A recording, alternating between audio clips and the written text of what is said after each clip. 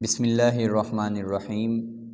شعبان المعظم کا مہینہ چل رہا ہے اور رمضان کا آغاز ہونے والا ہے۔ شعبان کے آخر میں اور رمضان کے بالکل آغاز میں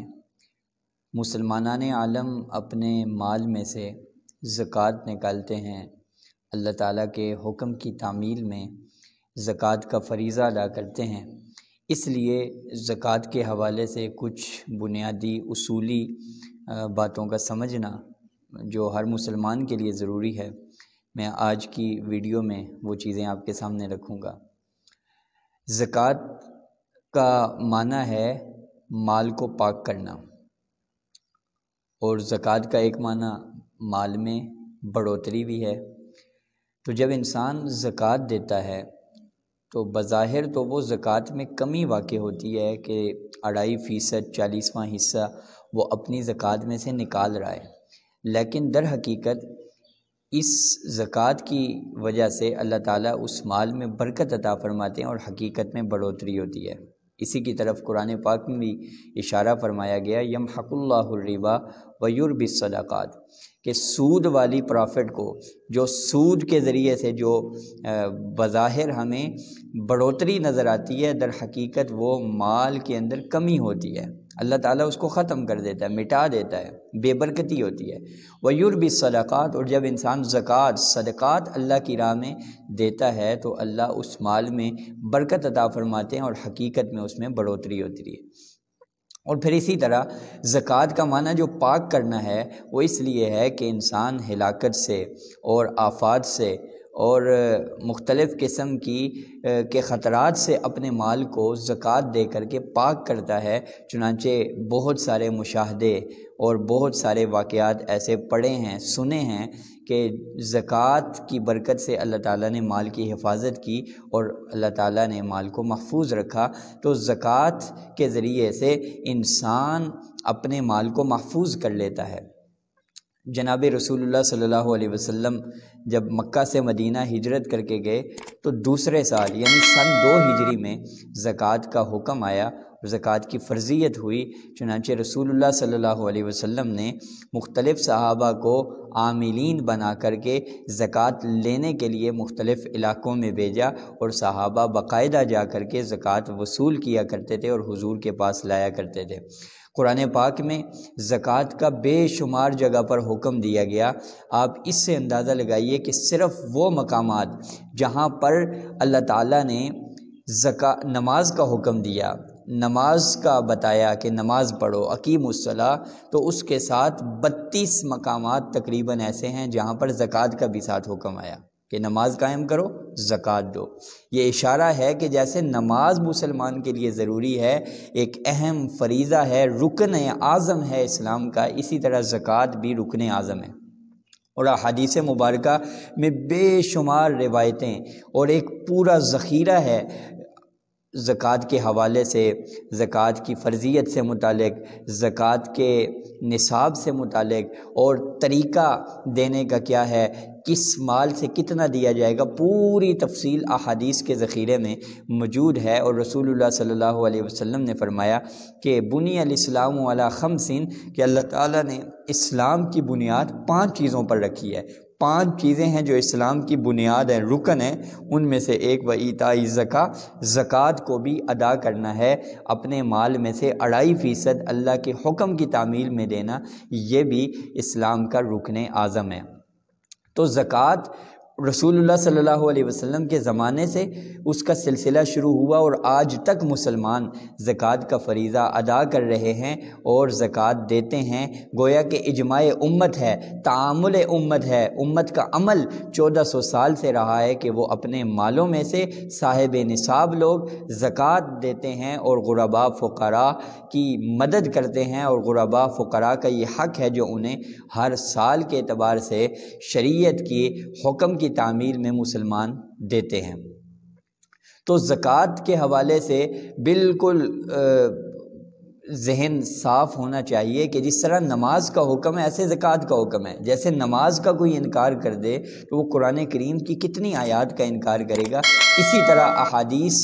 کا انکار لازم آئے گا۔ بالکل بعینہ ہی اسی طرح جب زکوٰۃ کا انکار کیا جائے گا یا زکوٰۃ کے حوالے سے شکوک و شبہات کا اظہار کیا جائے گا تو یہ قرآن و سنت کے حوالے سے شکوک و شبہات ہوں گے اور قرآن و سنت کی تکفیر اور قرآن و سنت کا انکار لازم آئے گا۔ اسی وجہ سے رسول اللہ صلی اللہ علیہ وسلم کی وفات کے بعد جب جناب سیدنا صدیق اکبر رضی اللہ تعالیٰ عنہ کے زمانے میں منکرین زکوٰۃ کا فتنہ اٹھا اور زکوٰۃ کے انکار کرنے والوں کا گروہ پیدا ہوا تو جناب صدیق اکبر رضی اللہ تعالیٰ عنہ نے ان کے خلاف تلوار اٹھائی، ان سے جہاد کیا اور فرمایا کہ اگر ایک رسی بھی کوئی حضور کو دیتا تھا مجھے نہیں دے گا تو میں اس سے وہ رسی وصول کروں گا اور اس سے لڑائی کروں گا، کیونکہ زکوٰۃ کا انکار ارتداد ہے۔ منکرین زکوٰۃ گویا کہ وہ مرتدین بن گئے ہیں، وہ مرتد ہو چکے ہیں، اس لیے سیدنا صدیق اکبر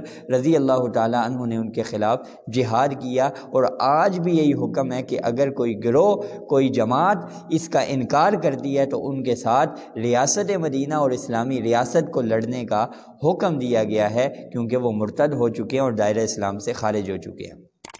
تو یہ بات بالکل سامنے آ گئی کہ زکوٰۃ کا فریضہ اسلام کا بہت اہم حکم اور بہت اہم فریضہ ہے، اس کو مسلمانان عالم کو بڑی پابندی کے ساتھ ادا کرنا چاہیے۔ لیکن افسوس کے ساتھ جتنا اہم فریضہ ہے، بنیادی فریضہ ہے اور بنیادی رکن ہے، اتنی ہی ہماری طرف سے اس میں سستی، کاہلی، لاؤبالی پن کا مظاہرہ ہوتا ہے اور ہم اس کو بالکل اہمیت نہیں دیتے۔ ایک طرف ہم نماز پڑھتے ہیں بڑی پابندی کے ساتھ، بڑے اہتمام کے ساتھ، لیکن دوسری طرف زکوٰۃ دینے کی باری آتی ہے تو ہمیں پرواہ نہیں ہوتی، زکوٰۃ کی باری آتی ہے تو ہم زکوٰۃ ادا نہیں کرتے۔ تو نماز اور زکوٰۃ میں فرق کرتے ہیں، حالانکہ شریعت کی روح سے قرآن و سنت کی روشنی میں اس کا کوئی فرق نہیں ہے کہ نماز کا درجہ الگ ہے زکوٰۃ کا، جیسے نماز فرض ہے ایسے ہی زکوٰۃ بھی فرض ہے۔ تو زکوٰۃ کس کے اوپر فرض ہے؟ مسلمان کے اوپر۔ زکوٰۃ کس کے اوپر فرض ہے؟ عاقل کے اوپر۔ زکوٰۃ کس کے اوپر فرض ہے؟ مسلمان کے اوپر۔ زکوٰۃ کس کے اوپر ہے؟ آزاد کے اوپر، صاحب نصاب کے اوپر، اور جس مال پہ 1 سال گزر جائے اس مال کے اوپر زکوٰۃ لازم ہو جاتی ہے اور مسلمان کو وہ زکوٰۃ دینی، اپنے مال سے 2.5% نکالنا ضروری ہو جاتا ہے۔ اگر زکوٰۃ فرض ہو چکی ہے، زکوٰۃ کا فریضہ لاگو ہو چکا ہے اور اتنا مال موجود ہے کہ جس پر زکوٰۃ لازم ہو رہی ہے، اس کے باوجود کوئی شخص زکوٰۃ ادا نہیں کرتا تو اس کے بارے میں قرآن پاک کے اندر سورہ توبہ کے اندر موجود ہے۔ جناب رسول اللہ صلی اللہ علیہ وسلم کی بہت ساری احادیث میں وعید موجود ہے۔ قرآن پاک کہہ رہا ہے کہ والذین یکنزون الذھب والفضة ولا ينفقونها فی سبیل اللہ فبشرهم بعذاب علیم، کہ جنہوں نے سونے کو چاندی کو جمع کیا ہے اور ذخیرہ ہے ان کے پاس اور پھر وہ اس میں سے زکوٰۃ نہیں نکالتے، فبشرهم بعذاب علیم، انہیں بشارت دیجئے، خوشخبری سنائیے عذاب علیم کی، دردناک عذاب کی۔ آپ جانتے ہیں بشارت خوشخبری تو اچھی چیز کی دی جاتی ہے، لیکن یہاں پر مسخرے کے طور پر اور یہاں پر ان کی جو بے وقوفی ہے اس کو ظاہر کرنے کے لیے ان الفاظ کا استعمال کیا گیا، فبشرہم بعذاب علیم، کہ ان کو عذاب علیم کی بشارت دے دو کہ انہوں نے اس مال کی وجہ سے اپنے اوپر یہ عذاب مسلط کیا۔ اور اگلی آیت میں فرمایا یوم یحمى علیہا فی نار جہنم فتکوی بہا جباہہم وجنوبہم وظہورہم، کہ وہ جو مال ہے جسے انہوں نے ذخیرہ کیا ہوا تھا زیورات کی صورت میں اور سونے چاندی کی صورت میں، نقدی کی صورت میں وغیرہ وغیرہ، تو وہ مال قیامت والے دن اللہ تعالیٰ اس کو سانپ بنا کر کے ان کے گلے میں، اور قرآن پاک کی جو آیت ہے اس میں فرمایا گیا کہ ان کو تپایا جائے گا، تپا کر کے ان کے پشتوں کو اور اسی طرح پہلوؤں کو، ان کے چہروں کو داغا جائے گا۔ اور کہا جائے گا ھذا ما کنزتم، یہ وہ تمہارا خزانہ ہے جسے تم نے جمع کیا تھا۔ ویل لکل ھمزۃ لمزہ الذی جمع مالا وعددا، مال کے جمع کرنے کے اوپر یہ وعید آئی ہے، کیوں؟ کیونکہ وہ مال میں سے زکوٰۃ نہیں دیتے تھے۔ اور احادیث مبارکہ میں ایک بہت بڑا ذخیرہ ہے جو وعیدوں کے اوپر ہے کہ کوئی زکوٰۃ فرض ہونے کے باوجود نہیں دیتا، تو اس کے بارے میں رسول اللہ صلی اللہ علیہ وسلم شب معراج جب سفر فرما رہے تھے تو جناب سیدنا صدیق اکبر رضی اللہ، سیدنا جبریل علیہ السلام آپ کے ساتھ تھے، تو آپ ایک قوم سے آپ کا گزر ہوا کہ جن کے جو شرمگاہیں تھیں آگے پیچھے چیتھڑے باندھے ہوئے تھے شرمگاہوں پہ، اور وہ جانوروں کی طرح چل رہے ہیں اور زقوم اور جہنم کے پتھروں کو کھا رہے ہیں۔ تو رسول اللہ صلی اللہ علیہ وسلم نے سیدنا جبریل علیہ السلام سے پوچھا کہ جبریل یہ کون لوگ ہیں، یہ کون لوگ ہیں اور ان کو یہ عذاب کس وجہ سے ہو رہا ہے؟ تو جناب جبریل علیہ السلام نے فرمایا یا رسول اللہ صلی اللہ علیہ وسلم، یہ وہ لوگ ہیں جنہوں نے آپ کی امت کے وہ مسلمان لوگ ہیں جنہیں اللہ نے مال دیا تھا، طاقت دی تھی، قدرت دی تھی اور صاحب نصاب تھے، اس کے باوجود انہوں نے اپنے مالوں سے زکوٰۃ نہیں نکالی تھی۔ اس زکوٰۃ نہ نکالنے کی وجہ سے اللہ تعالیٰ نے اس عذاب میں ان کو مسلط اور اس عذاب میں ان کو مبتلا کیا ہے۔ جناب رسول اللہ صلی اللہ علیہ وسلم نے فرمایا یہی مال جو آج ہم بڑی خوشی کے ساتھ اور بڑے فخر کے ساتھ اس کو جمع کرتے ہیں پھر زکوٰۃ نہیں دیتے، فرمایا قیامت والے دن گنجا سانپ بن کر، زہریلا سانپ بن کر کے گلے میں لپٹ جائے گا، اللہ لپیٹ دیں گے اور پھر وہ ڈنگ مارے گا، کاٹے گا جبڑوں کو اور کہے گا میں تمہارا مال ہوں، میں تمہارا خزانہ ہوں جسے تم بڑا گن گن کے اور سنبھال کے محفوظ کر کے رکھتے تھے، آج اس کا مزہ چکھو، فذوقوا ما کنتم تکنزون، اب اس کا مزہ چکھو۔ تو یہ وعیدیں رسول اللہ صلی اللہ علیہ وسلم نے بیان فرمائی کہ زکوٰۃ فرض ہونے کے باوجود اگر کوئی شخص نہیں ادا کرتا تو وہ کس درجے کے عذاب میں مبتلا ہوگا۔ اس لیے مسلمانان عالم کو چاہیے کہ وہ اپنے مالوں میں سے حساب کر کے، اندازے سے نہیں، اور پھر بعض لوگ اندازے سے زکوٰۃ دیتے ہیں کہ اتنے اندازے سے نکال کے دے دو، اگر وہ کم ہوگی اندازہ، مثلا آپ کے اوپر زکوٰۃ 10,000 روپے بن رہی تھی، آپ نے اندازے سے 8,000 روپے دے دی، آپ کی زکوٰۃ ادا نہیں ہوئی،